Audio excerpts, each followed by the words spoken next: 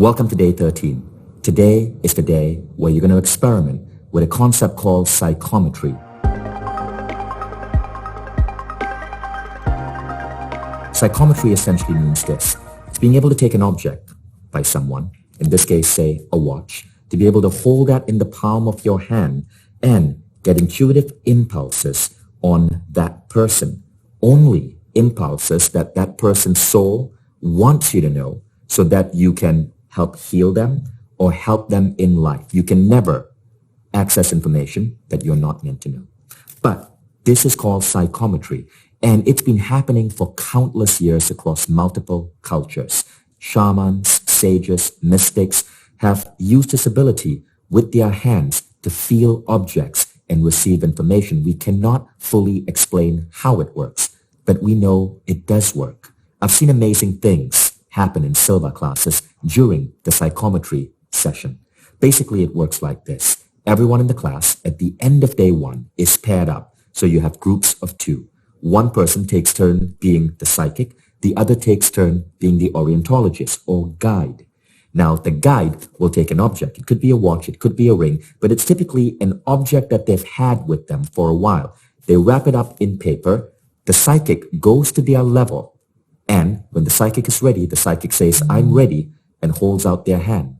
The orientologist or guide places the object wrapped in paper in the psychic's hand. The psychic, of course, can't see the object. It's wrapped in paper. But the psychic then has to, at their alpha level, say whatever images or thoughts come to mind. So at that class in Menlo Park in one session, the psychic said, "I see white clouds and a blue sky, and I feel as if I'm floating in between these white clouds and this blue sky." When that person opened the object, it was an airline ticket. How cool is that? Another one was even more interesting. The psychic said, "I simply see the number 8. I can't understand it. I simply see the number 8. The object, when it was unwrapped, was a keychain with an 8 ball on it. In yet another session, the psychic didn't see anything at all. The psychic simply heard the phrase, "break back, break back." It turned out that the object was a ring that had belonged to the brother of the guide who was working with that psychic. And that brother had broken his back in a gym injury several months before. So that's how psychometry works. Now, it sounds like a parlor trick, right? I don't expect you to be going through life asking people to hand you objects and you attempting to read them. The only reason for doing this at the Silva class is so that students understand early on how powerful their minds can be. Now, not everyone is going to have success. When you're doing it in a large group at a Silva class, what we find is that typically 50% of people have some sort of success. But remember, if you don't have success the first time, you can try it again, and you can try it again. As we go further in this program, you will learn how to use psychometry and how to use a more advanced technique called case working, which we'll come to around day 21, to really fine-tune your psychic ability so that you have waking psychic ability. This means on a day-to-day level, as you're just walking through life, you get intuitive impulses. Here's an example of waking psychic ability. I was on a trip in Egypt, and I was walking by myself, and I was about to cross a bridge on the River Nile. All of a sudden, I heard an impulse, and I can't describe whether it was a voice or it was like a thought that hit me, and it said, "Turn around." So I turned around, and immediately I bumped into an Egyptian man, and he smiled at me and said, "Where are you from?" I told him where I was from, and he's like, "Wow, that's a very beautiful country. Would you like to join me for dinner?" I joined this man for dinner, and it turned out he was an archaeologist looking to find the spot for Alexander the Great's tomb. Now, I'm a big history fan, a big Alexander the Great history buff, so I had such an incredible dinner. And so waking psychic ability was just that. It was an impulse telling me to turn around.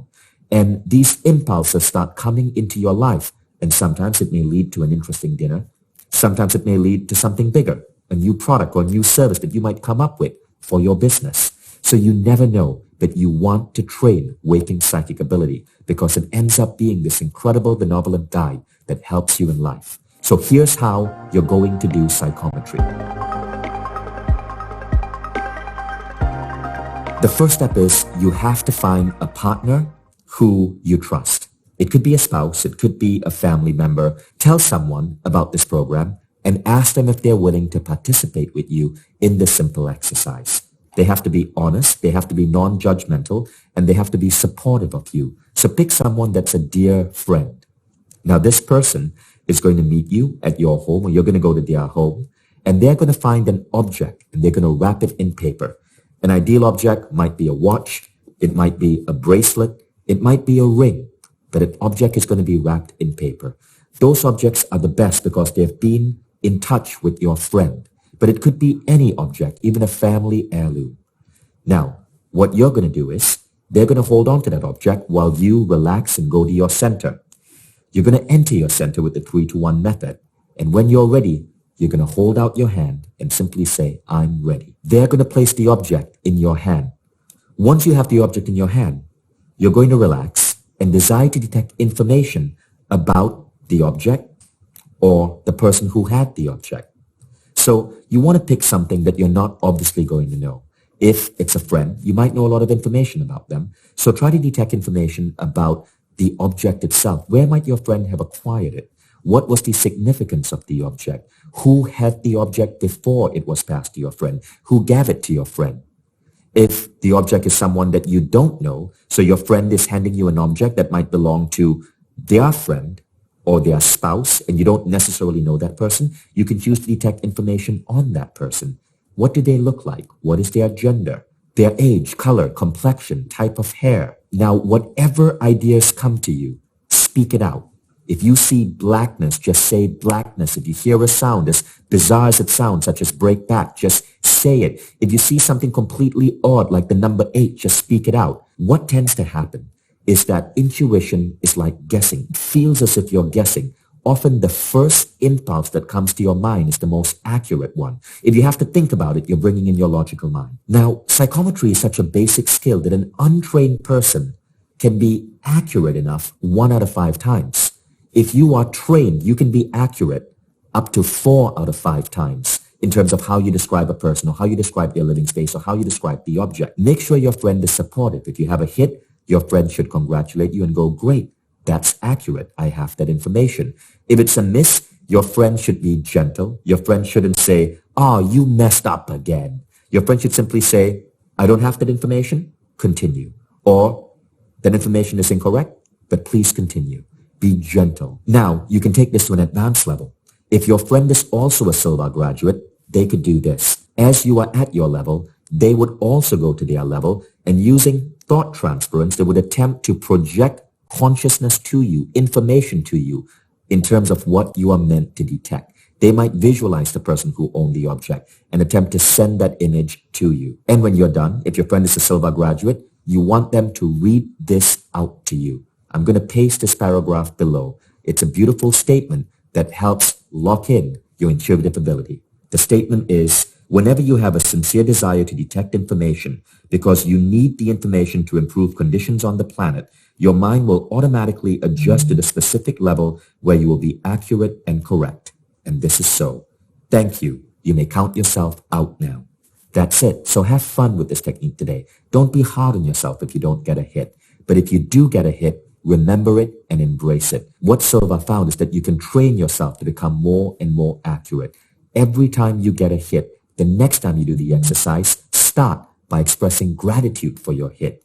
That's the key. Express gratitude and celebrate your hits, and you will become more and more accurate.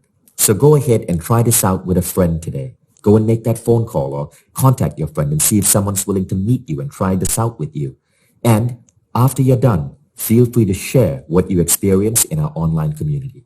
Tomorrow, we're going to go deeper into intuitive training. So if you don't get hits today, don't worry about it. This is just a trial. Tomorrow, we're going to go deeper in intuitive training, and you're going to learn to project your awareness into plant matter. So what I want you to do today is to identify 2 leaves. Go out into the garden, if you have one, or go to a park and get 2 leaves which are different. Pluck it from the tree. Okay? Don't worry, you're not going to be judged for plucking a leaf from a tree. Pluck it from the tree and keep it with you. Tomorrow we're going to work with these 2 distinct leaves to train your mind to work with plant consciousness. I'll see you tomorrow.